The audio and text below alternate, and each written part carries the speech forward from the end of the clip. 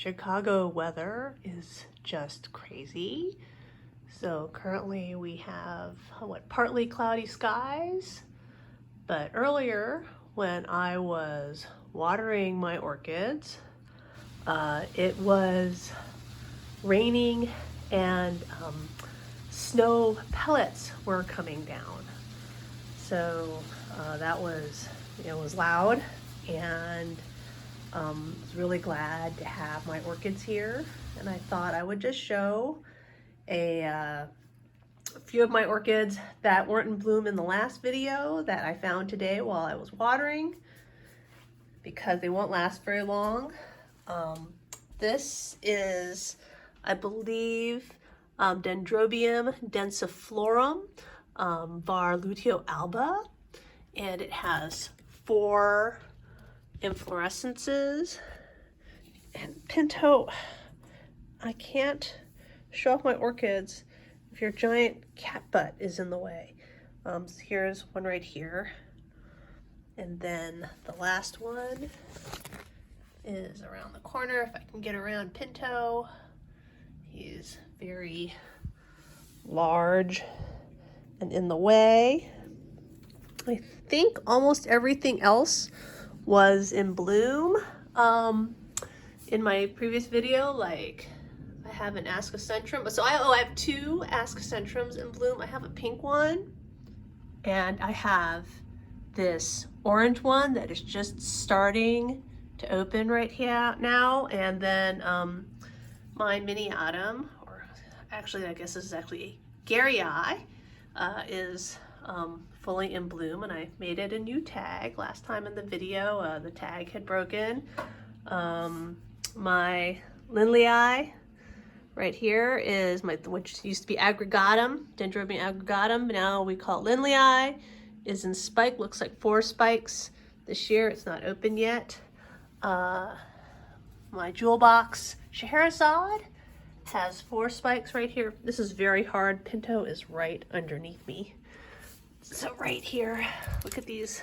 You can see where Pinto's been chewing. 1, whoop.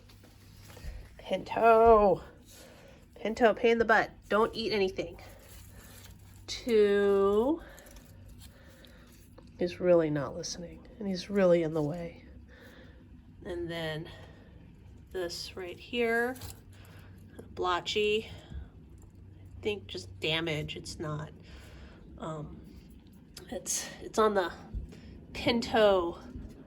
So you see the flowers look a little blotchy. It's on the Pinto chewing front. So,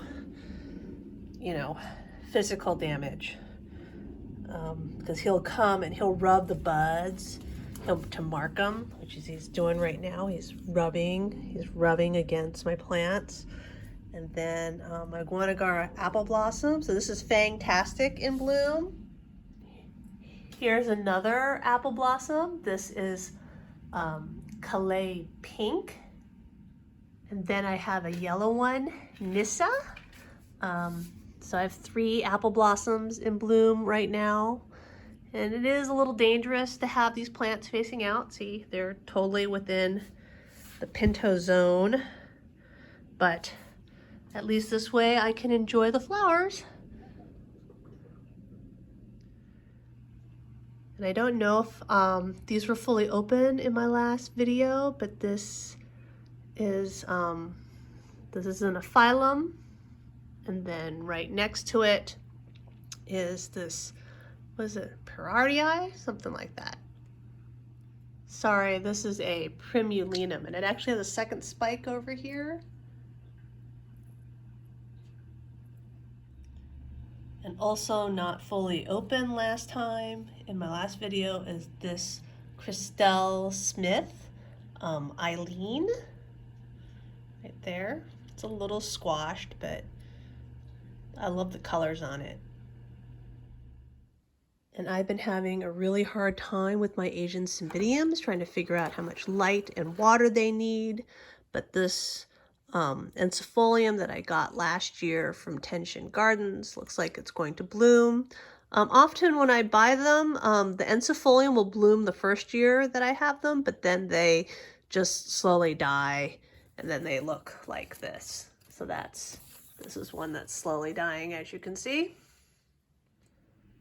And finally, just opening up is this Cattleya Orantiaka varia that I grew from a 2-inch seedling from Oak Hill Gardens. So you know how old it is, since Oak Hill hasn't existed for like 8 years.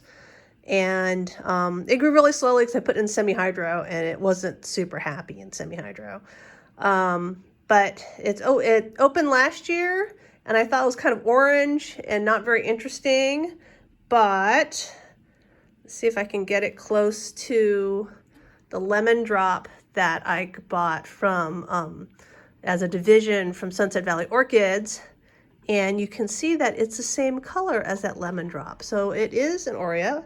It's not orange. And it's completely unmarked. I think I'm going to keep it.